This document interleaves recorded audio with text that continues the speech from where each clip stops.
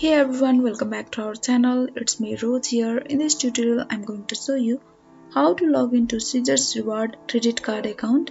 Now without further ado, let's start right into the video. Firstly, you need to open your preferred browser. As I have preferred to open Google Chrome.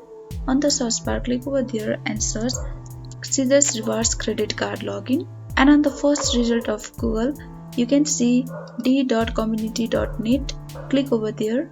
This is the rewards credit card login site. Now to log into Caesars Reward credit card account, you need to click on sign in. Here you will be required to enter your username and password, then click on sign in. If you have forgot your username and password, then click on forget username and password to retrieve your username and password. Or if you haven't registered your Caesars Rewards Visa credit card account, then click on register now and follow the procedures to register your account. And this is how we log into Caesars Rewards credit card account. I hope this tutorial helped you, and if you are new to our channel, make sure to like, subscribe and hit the notification bell icon, and thanks for watching.